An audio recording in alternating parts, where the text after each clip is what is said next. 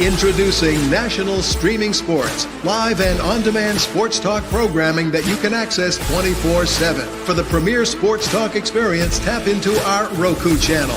Start your mornings with Mac and Jack covering all the weekend sports action.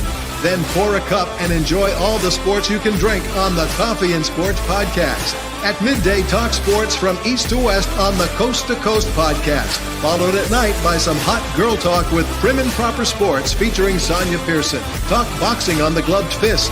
Yankee fans tune in for Start Spreading the News. And there's more on the College Sports Huddle and Sports Scope with Robert Butler. There are 20 podcasts in all and 70 weekly shows giving us a 3.4-star viewer rating. To find us on Roku TV, search for National Streaming Sports on the Roku search bar. Click on the logo and you're in. National Streaming Sports, live and on-demand sports talk for America. Good morning and welcome to the Mac and Jack Show. I'm Sonja. Jack, good morning again. Hope you have had a nice little break there since we didn't film on Monday. We had a re-air. Thanks to everybody for all the support on that show. Today's Wednesday, May 28, 2025. And we are talking sports, an abbreviated show today. So let's get started. NBA playoffs, Knicks get a surprise and are now down 3-1, Jack, to take it back to the Garden. Sonia, it's like a soap opera since we last did a show. The Knicks win a hole, then they're in a hole again. They win a 2-0 hole, but now they're in the 3-1 hole. There's no longer any margin for error. And last night's game, in a sense, pointed out what the modern NBA is all about. I mean, it's not so much, moving the ball around, creating the best shot. And I get it with analytics to a point that if you take more three-point shots, it's one extra point. They have a way of figuring these things out. Like, let's say you take 10 shots. You make 3 out of 10 3-pointers. That's a total of 9 points. You'd have to make 5 out of 10 2-pointers to get 10 points, just 1 point more. But what that doesn't take into consideration is getting fouled. You rarely get fouled on the 3-pointer. And I don't mind teams taking a lot of 3-point shots as long as they're open. But there's so many of these shots that are forced, like yesterday. And the Knicks just got to get it back together. They play tomorrow night. I think they'll do well at Madison Square Garden tomorrow night. I can't visualize them losing all 3 games at the Garden. But if they do bow out in 5 games and they've lost all 3 at Madison Square Garden, it's hard for me to imagine them standing pat in the offseason. They're going to want to make some type of a move. And what's the move going to be? Who are they going to trade in reality? I mean, what's going to be available for them? There's all this talk about Giannis coming to the Knicks. Well, the Knicks do a blockbuster deal, add Mikal Bridges, for example, Anunoby, or whoever else in a couple of number ones to try to get Giannis. They would have the chips, actually, to pull off a deal, okay, in that case. But it's hard to see them standing pat if they go out in 5 games, But if they extend the series and they lose it, maybe they come back with the same crew next year. Or maybe the simplest move, Sonia, of all, you know it better than anyone, you change coaches. That's the simplest move of all. I mean, Tom Thibodeau has a record of not resting his vet in time, Jack. Literally, they're in foul trouble. He doesn't want to pull them from the game. I think it may be a situation where you're just looking at a fatigued Knicks team. I mean, they've played high pace. They've had to come back from some big deficits. And I mean, I get it. He's desperate to win his championship, but at what expense? I mean, Tyrese Halliburton was unstoppable with 32 points, 15 assists, and 12 rebounds, no turnovers. That's a triple-double. And literally no turnover. He's going to be the first player in NBA history that has those 30 points, 15 assists, and 10 rebounds with no turnover. He made history last night, Jack, at the expense of that same Knicks team. Yeah, the last couple of games he has been playing his bench more. In all fairness to Tom Thibodeau, okay? He has tried to mix things up in game 3. he sat Brunson out a little long in the fourth period than people would have normally anticipated because his bench was doing well. So I don't know, is that a knock on him for the last couple of games at least? With Mr. Brunson coming to the game yesterday, I can understand it being mentioned, but they kept putting him on camera. The Yeah. guy acted like a complete jerk and they glorify it. You know what that means, Sonia? Mr. Brunson is going to get a spot on ESPN, one of these talk shows and all, because that's what sports is today. The people who act foolishly, usually get these opportunities. More or less the bad boys of sports. You Yeah. could call it that way. He's definitely going to get that. I mean, anytime they're showing them like that, look at the panel that's up there now. All former players, all former AKA cameraman, just always in the camera, always in the spotlight. And that's how they usually choose their panel, in my opinion, Jack.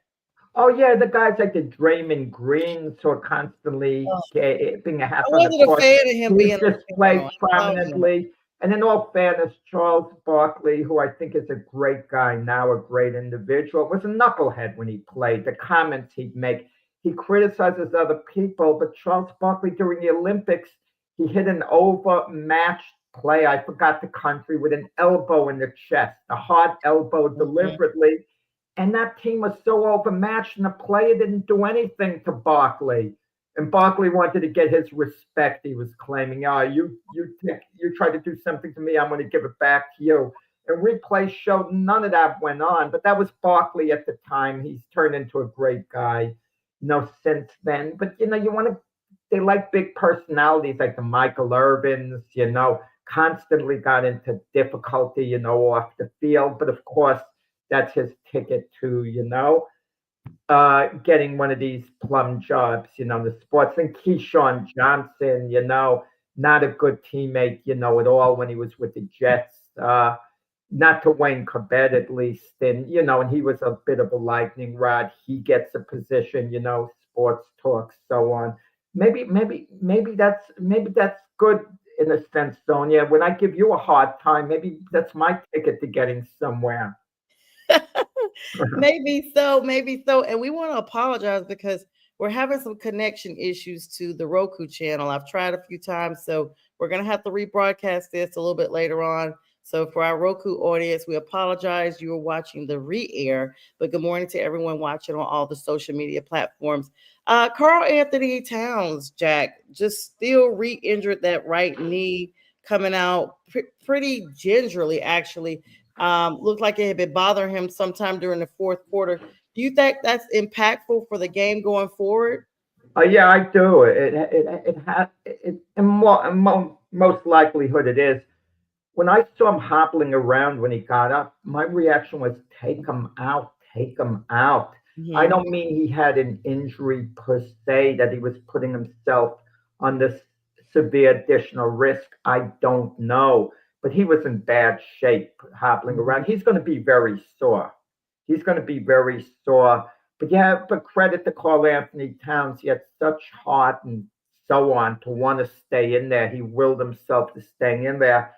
But the bottom line is, how effective can Carl Anthony Towns be if he's hurt like that? But of course, the trainers, will be working on him till the next game, and he'll be in as good a shape, I guess, as he can be, considering, the knock he took. But if he's really sore, it's going to hurt him a little more on the defensive end. He could always, line up and shoot, make some 3 pointers, grab some rebounds that are coming in his direction. But he's going to, lack a little more mobility. For the Knicks for game 5, they really got to come out and set the tone immediately. Because in every game in this series, except maybe the game 1, Indiana set the tone in the beginning. Mhm. Okay. And the Knicks never got off to this start the way they did in game 6, kind of like against Boston. Just set the tone immediately, get off to a lead, have the Garden crowd roaring. The Knicks got to take command of this game. They got to I take mean, like command of that. game 5 from the outset. And for the most part, I don't go for this one game at a time nonsense because who are you fooling? When you're down 3-0 or 3-1 in a series, every player knows the mountain ahead of them. Okay, Mm-hmm. you really do. But I do agree in this point. If you think of the whole big picture, you're practically doomed. And the Knicks can't think that, wow, we have to win 3 games in a row. And I know I'm being contradictory the way I'm talking now, but win game 5, put all your energy into game 5, and then think we have to win the next 2 games. Don't think one game at a time because that's going to wear you out mentally. Yeah. Game at a time, game at a time, game at a time. It's so much harder to get up for you multiple games as it is for one game. So let the Knicks take care of business in game 5, and I think we got to win the next 2 games because if it's only 2 games, Sonia, you can see the finish line. You can Mm-hmm. see the finish line and thinking we have a chance to get there first. But if it's 3 games, you can't see the finish line looks so far away. I mean, it's extremely difficult, Jack. We've talked about this in other matchups, and it's proven true. When you're down 3-1, the statistics are against you. I've always made the pun the entire finals here. I want to say postseason, but it's finals for NBA, that the Pacers have literally kept pace, and you have to keep up with their pace if you want to beat the Pacers. They've set the pace, no pun intended, and they've literally gotten it done. And of course, this is, they're 1 game away from the championship game. Well, I don't think it was fatigue at all yesterday because, especially in the fourth period of the Mm-hmm. game, there was a lot of fouls. There was a lot of players A going to the lot. foul line, and Indiana Necessary. was fouling. And when the Knicks went to the foul line or the Pacers went to the foul line, it did slow down the pace of the game. There wasn't the type of fast-paced game where teams are running one another ragged. In the beginning of the game, the teams were running a lot of running up and down the court, and the Knicks were initiating a lot of that. They were fine with that as well. But at the end of the game, it wasn't a case of the Knicks being tired. It had so much to do with shot selection, and 3-pointers were being rushed by the Knicks. Mikal Bridges would try to do an imitation of Michael Jordan, dribbling from one side of the basket to the other, and then trying to, make a turnaround jumper. I just didn't like the shot selection, in a lot of cases. The shooting percentage at the end wasn't that bad. What did Indiana shoot? 51 to 46% Yeah, to the pretty Knicks. close. Yeah, I mean that's close enough, but it could have been better on the Knicks end of it. And listen, I'm a big believer in these playoff games. Every team has one big game in them where, if the teams are pretty evenly matched, where not every game in the series is necessarily going to be close, or one team's going to blow the other team out. Like in the last series, the Knicks and Boston, when the Knicks were up 3-1, I said Boston's got one big game in them where they're Mm-hmm. going to just blow the Knicks out. And they did it in game 5. And the Knicks had one big game in them where they could blow Boston out, and that was game 6. I think game 5 is the game that Knicks have one big game in them where they're going to beat Indiana decisive. But then there's game 6, and that chances are that's going to be a whole different story. Would the Knicks be able to eke out a win there? But let's not get ahead of ourselves. They've got to win game 5. And for more ways than one, I mean, if the Knicks lose the series, it's a bad blow. But Mm-hmm. how they lose the series counts for something, as we talked about early in this show, Sonia. If you lose it in 6 or 7 games, it was kind of like a fight, a battle. You could say we're as good as they were, but we just happened to lose the series. I think we're better than these guys. We should beat them. But if you lose the series in 5 games, you can't turn around and say, we're better than these guys. We should have beat them. Because you would have lost 4 games to 1. 4 games to 1's not close at the end. Yeah, I always say, Jack, in my opinion, if you allow an opponent to get up 3-1, you are really delaying the inevitable. Whether you get beat in the next game or the final game, in my mind, you like, well, I guess if you go down to game 7, that means you've fought back, you've come back. But if you go out in game 5 or game 6, those are the two games that you literally have just delayed the inevitable because they're already up so many games. I mean, I know we want to take this one game at a time, but it has to be in their minds that we have to win out at this point. They have to Oh, yeah. win. Mm-hmm. This is it. There's no margin of error. You know, we keep hearing about must games, must Mm-hmm. games, must games. In reality, Sonia, the only must game is when you're facing elimination. Mm-hmm. Is then, then it's the moment of truth. Teams can win three in a row in situations like this, and they have. I mean, listen, there was what, 3, 4 years ago, when Miami played, Boston in the finals there. Miami went up 3-0. Boston Mm-hmm. then won the next three games, and then Miami won a game 7 in Boston. But three in a row is doable. It's all mindset. Just win game 5. What makes this game extra important for the next, not just staving off elimination, it being at Madison Square Garden. It's Yes. going to be a long winter. If they Yes. lost all three games at the Garden, Oh my where's the gosh. mystique? Yesterday, Sonia, I went out with a friend of mine for lunch, and I haven't seen him for a while. He's talking basketball to me. I wish Keith Engel was here to hear this, and this is what drives me crazy. The Knicks are still down 2-1 then. He says to me immediately, I could be abrasive at times, as you know, but when he says this to me, he says, well, the Knicks need today's game to win to regain home court advantage. Oh my It drove me. goodness. It's as if Keith Engel What? planted that in my friend to talk. Think the heck with home court advantage. And, in a way, it tells me if the Knicks lose game 5, I don't want to hear about home court advantage Yeah. again, about Madison Square Garden ever being an advantage to the Knicks again. I do not want to hear it. Okay? They It's better. irrelevant. There is It, no home court. even though if they lose this series in 6 games to Indiana, at least they would have won game 5 at the Mhm. Garden.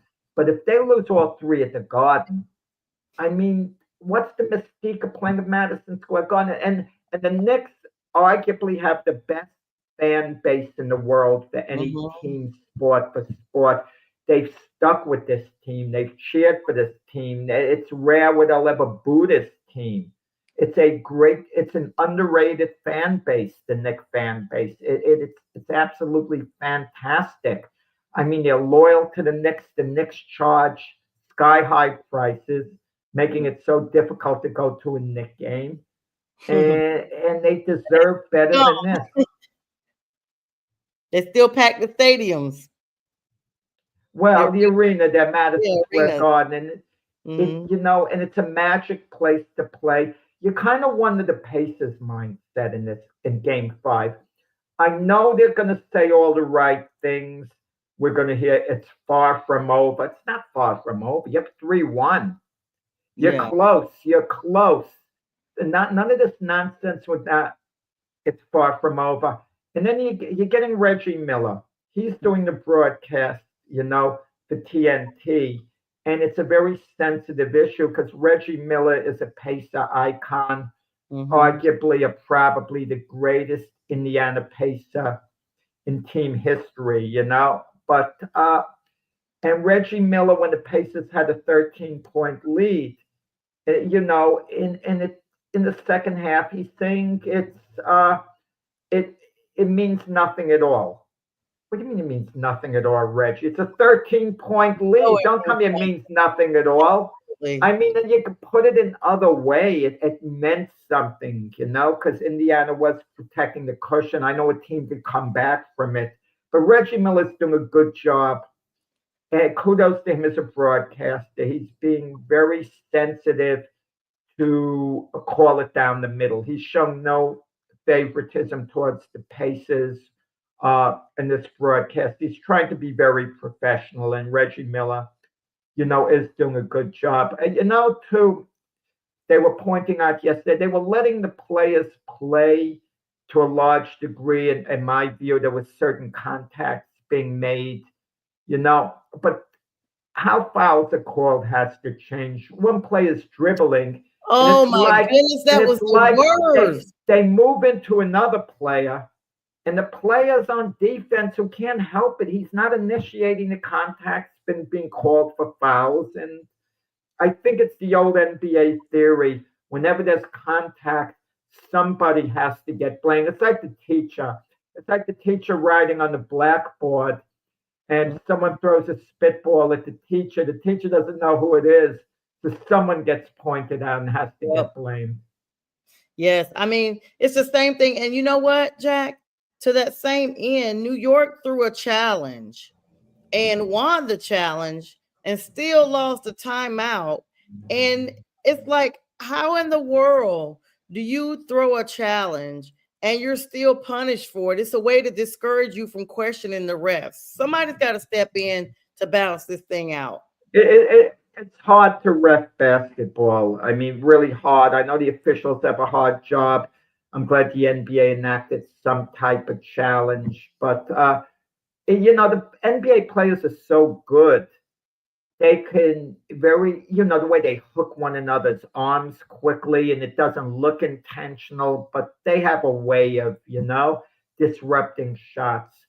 But with the there's another game tonight, Sonia, another Yes, series going on, Minnesota and OKC. yes. And I picked the Timberwolves to win this series going in. I Oh, can't see them doing it anymore, Sonia. yes. I can't see them doing it anymore because the Timberwolves for years have had something that's kind of been haunting them. That's inconsistency. I mean, they'll show up for one night and they're going to look great. They'll really look great, but they don't keep it going, it seems, for multiple games, And I know what they did in the past series, like with the Lakers and so on. But Anthony Edwards, game four, if you're a star, you're supposed to take the most shots. You're supposed to Mhm. initiate the things, the most. I mean, he's acting like a point guard that's not a shooter, not a scorer. And the Timberwolves don't have a high-powered offense without Anthony Edwards supplying it. And he's acting more like a facilitator, Mhm. in game four, and they didn't need that. Missed opportunity. They lose a squeaker to OKC. Now they're down 3-1, and home court does mean something here because two of the next three games would be in OKC if the Timberwolves hope to come back and win three in a row. That's too much of a mountain to climb. Yeah. Maybe Okay. they'd have to win game five in OKC. I don't. That's going to be hard to do. And then they got to go back to Minnesota and win a game six, and then go to OKC and win a deciding game. No, OKC when they got blown out by over like 43 points in game three, they just put it out of their mind. It was a throwaway game to them, and they came back more determined in game four to show what they were made of. Yeah, definitely. I mean, 3-1. We talk about that all the time. OKC is only 48 minutes away from finalizing this thing. Of course, tonight they kick off at 8:30. And Shea Gilgis Alexander. I mean, he's been the star of this thing. We talk about Anthony Edwards as well, but I mean, SGA has been the game changer on this. Top seeded team, supreme player. Now he may be the one to, end up letting this thing slip away. Timberwolves got a tough climb ahead.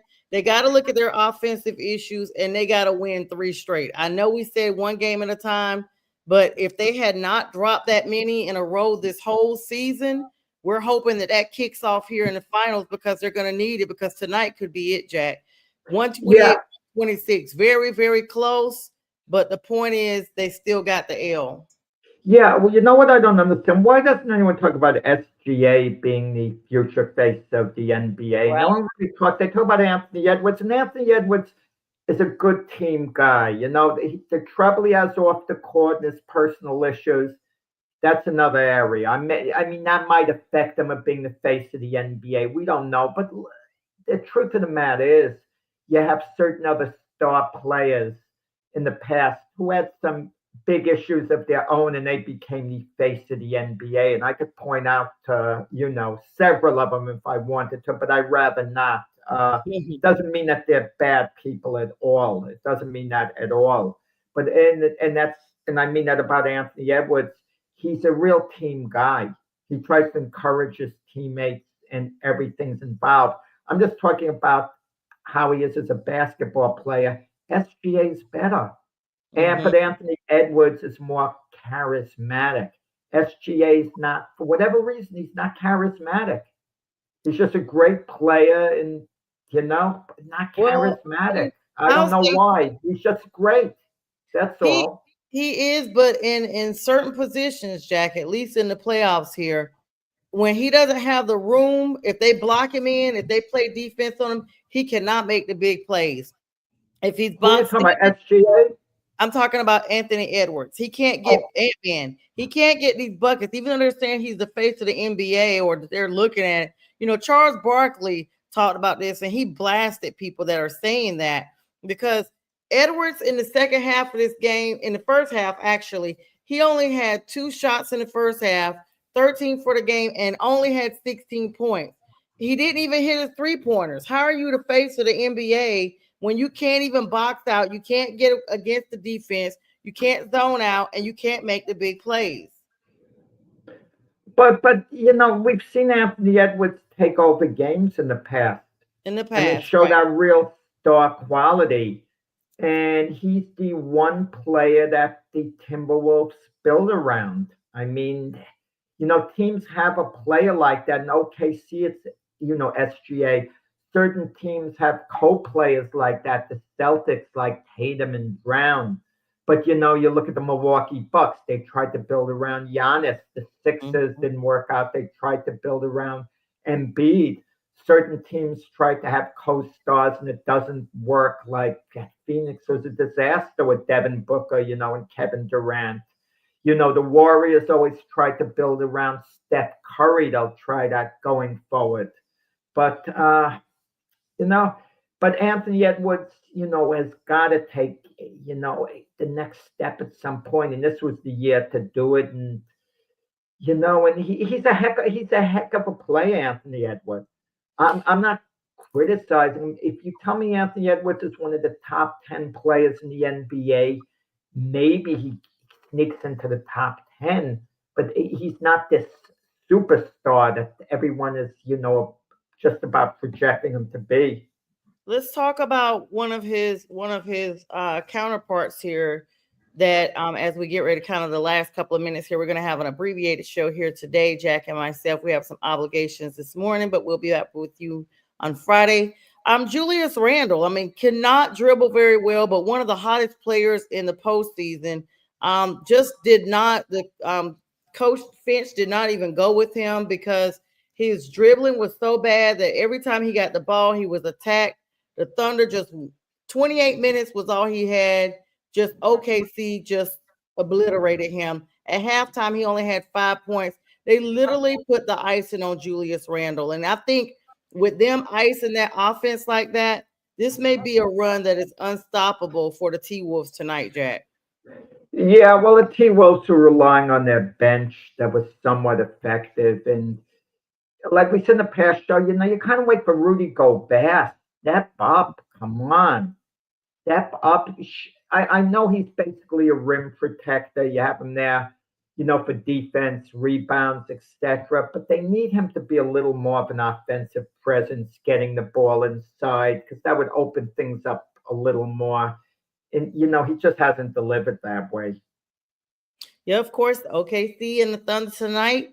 OKC and the Timberwolves tonight. This may be the finale for that game, 8:30 p.m. Eastern Standard Time. Jack, it's always great to have you right here by my side. Great show, great morning to all. We will see you guys shows throughout today. Prim and Proper Sports tonight at 9. The Big Football, Big Sports Show midday at 6. And Jack, myself, and Keith Engel will join you guys on Friday. And with that, we bid you all a good day.